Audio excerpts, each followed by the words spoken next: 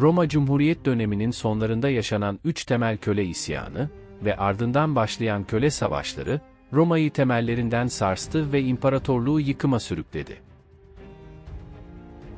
Antik Yunan ve sonrasında Roma dünyasının her yeri, ya fethedilen kentlerde yaşayan halkları ya da yanlış zamanda yanlış yerde doğma talihsizliğine sahip olanları sömürmek üzerine inşa edildi.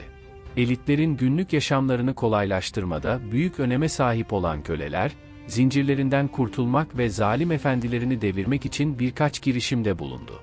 Geç Roma Cumhuriyeti'nde, Sicilya adası, Roma dünyasının temellerini sarsma riski taşıyan bir dizi büyük isyan ve köle savaşları gördü. Bu videomuzda işte bu isyan ve savaşlardan söz edeceğiz. Hazırsanız, başlıyoruz. İlk olarak, Roma Sicilyası'nın kısa tarihinden söz ederek başlayalım. Roma'nın Sicilya eyaleti, 2. Pön Savaşı'nın ardından Roma dünyasının önemli bir parçası haline geldi. Hannibal'in yenilgisinin ardından zengin kaynakları olan bu adayı Kartacalıların elinden alan Romalı yerleşimciler, adadaki doğal kaynakları sömürmek için adeta akın ettiler. Sicilya, Yunanistan Yarımadası ve Kuzey Afrika arasında sadece ticaret için kazançlı bir yer değil, aynı zamanda verimli topraklarıyla da göz alıcı bir yerdi. Adanın topografyası ve volkanlar, gelir getirici mahsulleri ve tarım ürünlerini yetiştirmek için mükemmel bir arazi yaratmıştı.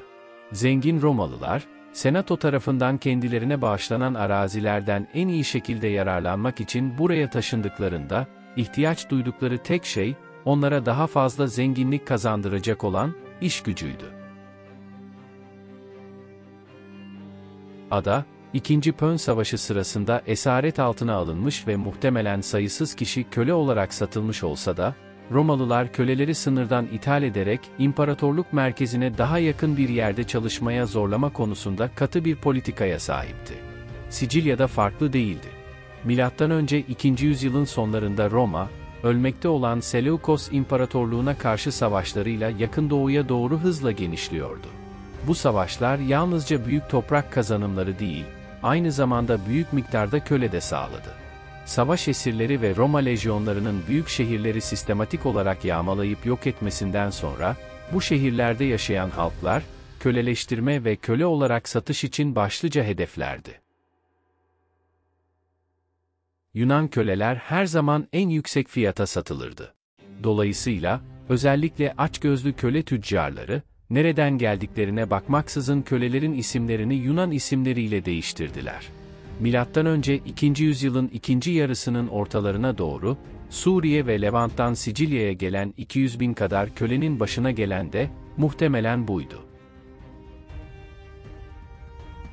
Roma'daki köleler genel olarak iki kategoriye ayrılıyordu. Evdekiler ve beden gücüyle çalışanlar. Evdekiler genellikle çoğu kişiden daha iyi muamele görür ve efendilerine yakın kabul edilirlerdi. Beden gücüyle çalışanların şartları ise biraz daha ağırdı. Her iki köle türünü, milattan önce 130'larda Roma Sicilyası'nda ve Cumhuriyet'in diğer tüm bölgelerinde görmek mümkündü. Sicilya topraklarında köle isyanını başlatan şeyin, Romalı köle sahiplerinin acımasızlığı olduğunu söyleyebiliriz. Romalı sahipleri kölelerini hiçbir zaman insan olarak görmedi. Roma Sicilyası'nda kölelerin hayatı değersiz kabul edilirdi. Çünkü doğudaki Roma fetihleriyle, sayıları binlerle ifade edilecek miktarda insan, istikrarlı bir şekilde köle olarak esaret altına alınıyordu. Kölelerin ev dışında kullanıldığı birincil yer, tarlalardı. Sicilya'nın volkanik küllü toprağı, gelir getirici ürün yetiştirme açısından eşsiz bir nimetti. Ve 2. Pön Savaşı'nın sona ermesinden kısa bir süre sonra Sicilya, Roma şehrinin tahıl ambarı haline geldi. Köleler aşırı çalışmaktan ölseler veya zalim efendileri tarafından vurulsalar bile, bunun hiçbir önemi yoktu.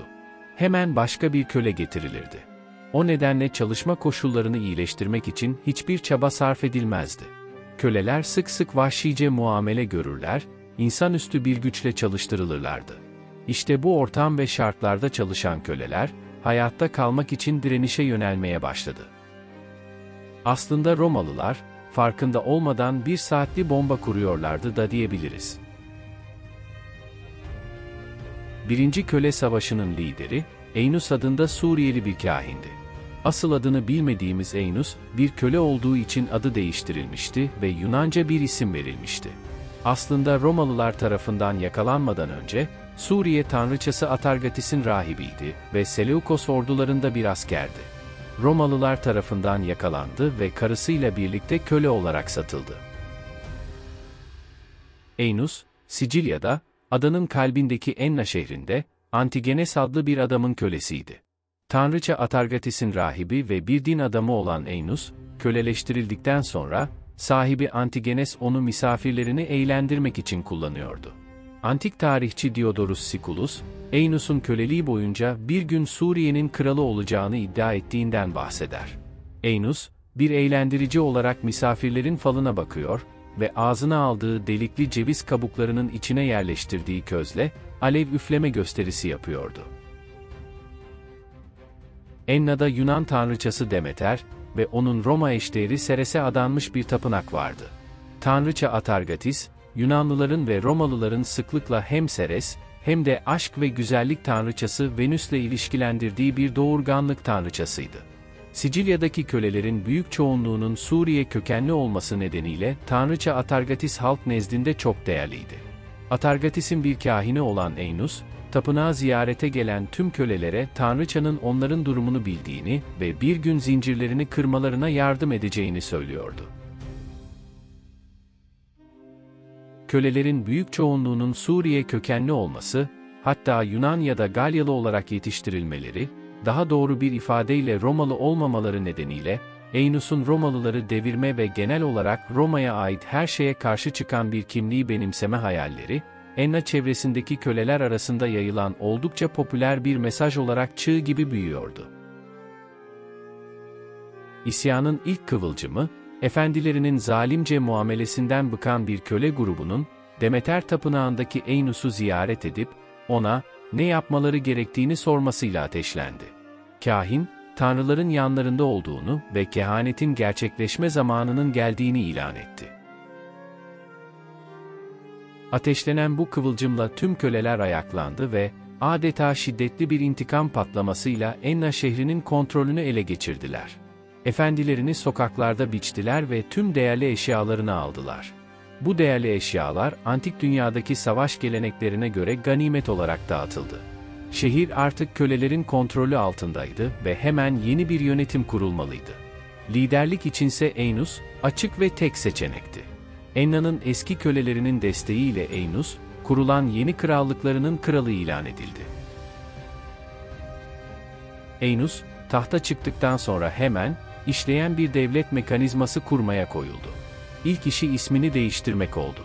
Kendisine Helenistik kralların tarzında yeni bir isim olarak Antiochus ismini seçti. Ve ardından hemen, üzerinde kendi resmi ve isminin yazılı olduğu sikkelerin basılması talimatını verdi. Sonraki adımı, İskenderiye sonrası Yunanistan krallıklarından esinlenerek bir kez daha modellenmiş bir yönetim sistemi yaratmaktı. Yeni bir resmi mahkeme kurdu. Ancak, önemli bir alanda, taklit etmeye çalıştığı monarklardan farklıydı. Onun krallığında, hiçbir vatandaş ona bir tanrıymış gibi boyun eğmeyecekti. Krallığına verdiği isimle çoğunluğunu köle olarak getirilmiş Suriyelilerin oluşturduğu halkının tanrısal kralı olabilirdi. Ancak o, dini bir figür olmak değil, sadece halkının hizmetkarı olmak istiyordu. İsyan, M.Ö. 135'te başladı ve köleler, elde ettikleri özgürlüklerini korumak için gerçek bir devlet yaratmaya çalıştılar. Akaios adında, Roma emperyalizmine karşı yapılan savaşlarda yer almış bir Yunan köle, toplanan ordular için taktiksel çalışmalar yapmaya ve erzak ayarlamaya başladı.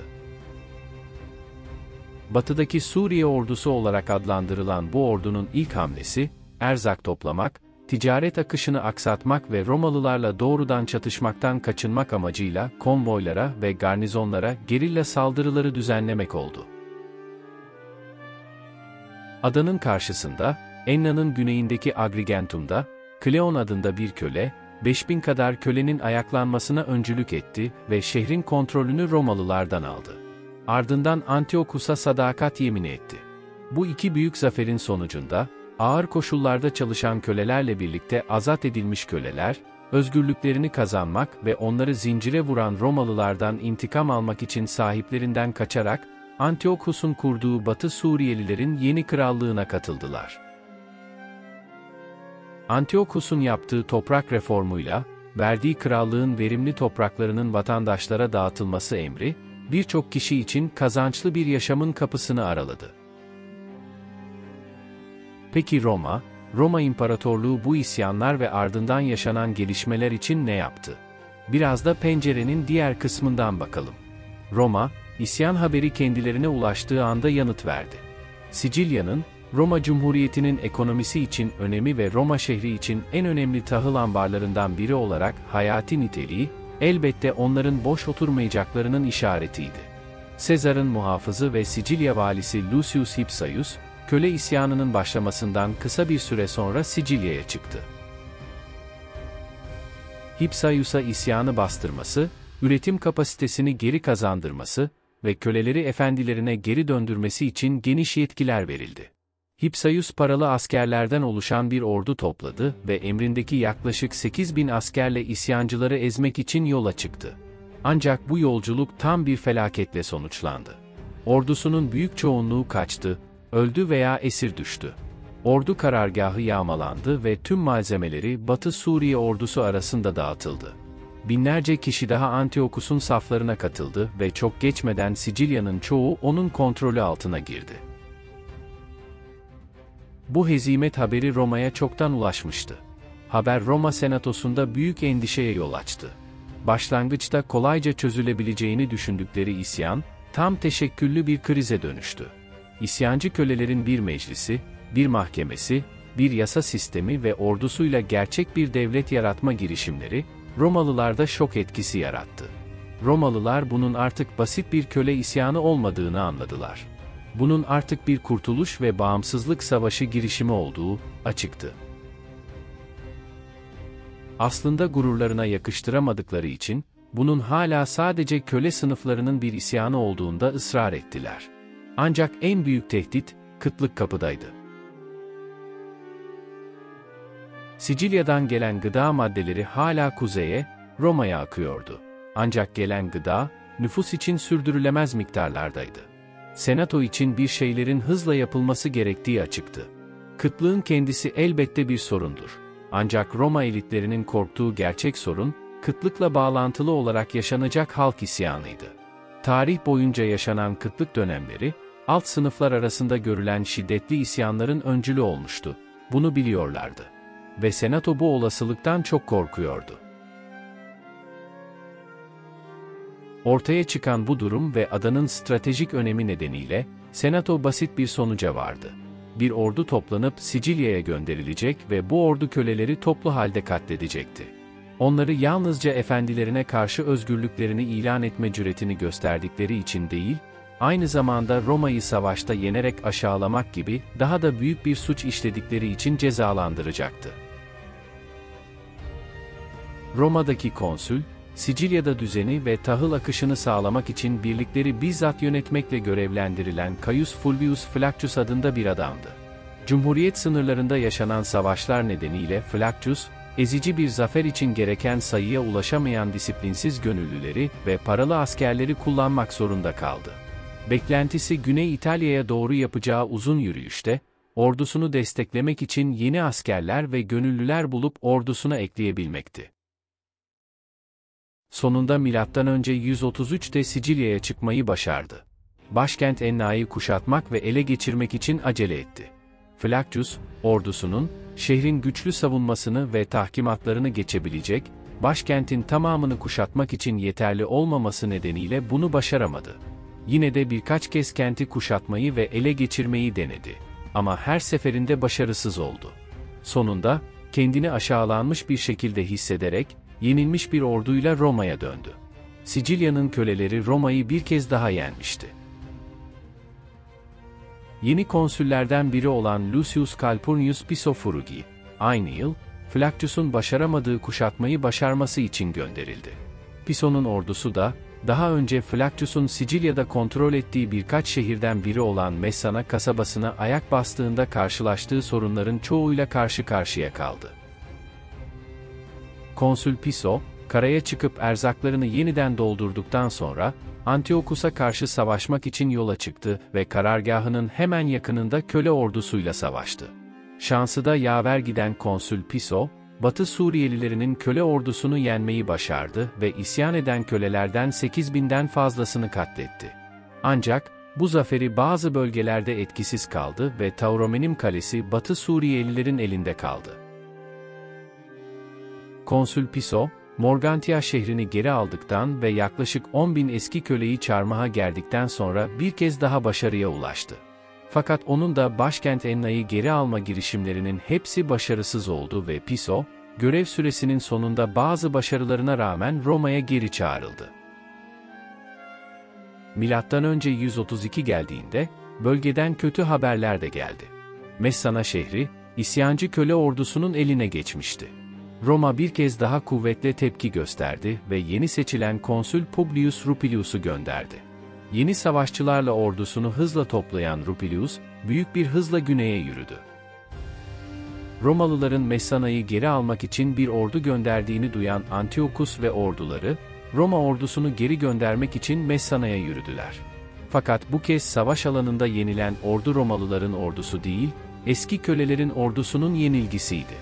Her iki tarafta da ağır kayıplara neden olan acımasız bir savaşın ardından Roma, Messana'yı başarıyla geri aldı ve hayatta kalan 8.000'den fazla isyancı eski köle, Sicilya'nın kuzey kıyılarında çarmıha gerildi.